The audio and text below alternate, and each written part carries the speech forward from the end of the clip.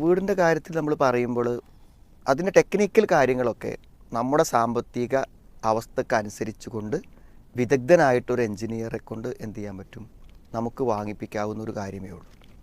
പിന്നെ അത് എത്രത്തോളം സൗകര്യമുണ്ടാകും എന്നുള്ളത് നമ്മുടെ ബഡ്ജറ്റിൽ ഒതുങ്ങുന്ന നമ്മുടെ ആവശ്യങ്ങൾ നമ്മൾ ആ എൻജിനീയറോട് പറഞ്ഞാൽ അയാൾ എന്ത് ചെയ്യും, നമുക്കത്ര ആ രൂപത്തിലുള്ളൊരു പ്ലാൻ തയ്യാറാക്കി തരും. പക്ഷെ നമ്മളെ സംബന്ധിച്ചിടത്തോളം ഒരു വീടിൻ്റെ കാര്യം പറയുമ്പോൾ നമ്മൾ ഏറ്റവും പ്രധാനമായി ശ്രദ്ധിക്കേണ്ട ഒരു കാര്യം എന്ന് പറഞ്ഞാൽ, ഒരു വിശ്വാസി എന്ത് കാര്യം ചെയ്യുമ്പോഴും അത് ഹലാലായിട്ട് എന്ത് ചെയ്യണം. അപ്പോൾ ഒരു പൈസ പോലും മറ്റുള്ളവൻ്റെ പണമോ അല്ലെങ്കിൽ പലിശയുമായി ബന്ധപ്പെട്ട പണമോ ഇടപാടുകളോ ഇല്ലാത്ത സംശുദ്ധമായിരിക്കണം എൻ്റെ താമസ സ്ഥലം എന്ന് ഉറപ്പുവരുത്തലാണ് ഏറ്റവും പ്രധാനം. ഇന്ന് വീടുണ്ടാക്കുന്ന അധികം ആളുകളും ഏതെങ്കിലും തരത്തിൽ പലിശയുമായോ അത്തരം ഇടപാടുകളുമായോ ബന്ധപ്പെട്ടിട്ടാണ് വീടുകൾ ഉണ്ടാക്കുന്നത്. അപ്പോൾ ആ നിഷിദ്ധങ്ങളിൽ നിന്ന് പൂർണ്ണമായി വിട്ടു നിൽക്കുക എന്നുള്ളതാണ് ഏറ്റവും പ്രധാനമായ കാര്യം. പിന്നെ എപ്പോഴും ഒരു കടക്കാരനാവാതിരിക്കുക. നമ്മളൊരു കടക്കാരനാവുക എന്ന് പറയുമ്പോൾ ആ ഇടപാടുകൾ തന്നെ അത്രയും വലിയൊരു പ്രശ്നമാണ്.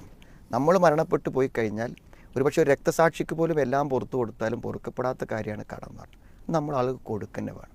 അപ്പോൾ നമ്മളൊരു ബാധ്യത വരുത്താതിരിക്കാം. ഒരു വീടുണ്ടാക്കുമ്പോൾ എങ്ങനെ അത് സാധ്യമാകും എന്നൊക്കെ ഒരു പക്ഷേ ചോദിച്ചേക്കാം.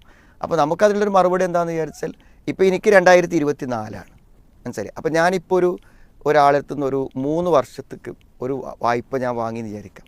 ഒരു 3 ലക്ഷം രൂപ 3 വർഷത്തേക്ക് ഒരാളെടുത്തുനിന്ന് വായ്പ വാങ്ങി, പല സ്ഥലത്തുനിന്ന് വായ്പ സംഘടിപ്പിച്ചു.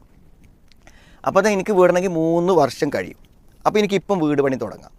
എന്നാൽ ഞാനത് ഏതെങ്കിലും ഒരു കാര്യത്തിൽ ഇൻവെസ്റ്റ് ചെയ്യുകയാണെങ്കിൽ, അല്ലെങ്കിൽ ഒരു സ്ഥലത്ത് സാമ്പത്തികമായ ഇൻവെസ്റ്റ്മെൻറ്റ് ആക്കുകയാണെങ്കിൽ, ഈ 3 കൊല്ലം കൊണ്ട് എനിക്ക് എന്ത് ചെയ്യാൻ പറ്റും, ഈ 3 ലക്ഷം ഉണ്ടാക്കാമല്ലോ.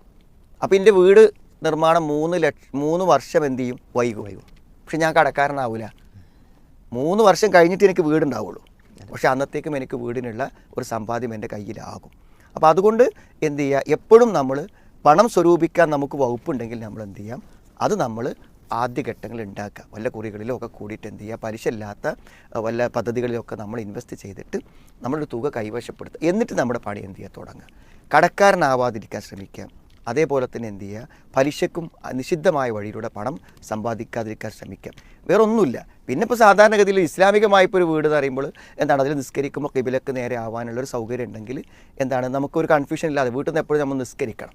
ഇനി ഫർള് പിന്നെ പള്ളിയിൽ നിന്നാണെങ്കിലും സുന്നത്തുകൾ നമസ്കരിക്കണം. അപ്പോൾ ആ കിബിലൻ്റെ ചെറിയൊരു ഒരു റൂമെങ്കിലും നമ്മൾ കിബിലൊക്കെ കൃത്യമാക്കിയില്ലെങ്കിൽ എന്ത് ചെയ്യും, എപ്പോഴും നമ്മൾ ഈ വരുന്ന ആളുകൾക്കൊക്കെ നിസ്കരിക്കാനൊക്കെ എന്ത് ചെയ്യേണ്ടി വരും, ഇത് പറഞ്ഞു കൊടുക്കേണ്ട ഒരു അവസ്ഥ വരും. പിന്നെ പ്രൈവസിയാണ്. അതായത് നമ്മുടെ സ്ത്രീകൾ ഉള്ളിലുണ്ടാകുമ്പോൾ ആരെങ്കിലും നമ്മുടെ വീട്ടിലേക്ക് വന്നാൽ അവരോട് നമുക്കൊരു സ്വകാര്യമായി സംസാരിക്കാനും നമ്മളെ സ്ത്രീകളെ അശ്രദ്ധമായി കാണാതിരിക്കാനുള്ള ഒരു സാഹചര്യം ഉണ്ടാക്കുക. അപ്പോൾ പിന്നെ ഒരു അടുക്കളയ്ക്ക് നേരിട്ട് കാണാതിരിക്കുക.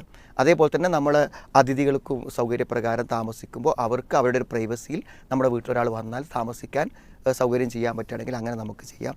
ഇങ്ങനത്തെ കാര്യങ്ങളൊക്കെ എന്ത് ചെയ്യാം, പൊതുവെ ഇസ്ലാമിക മര്യാദകളെ നമുക്ക് പാലിക്കാം എന്നേ പൊതുവായി പറയാനാവും.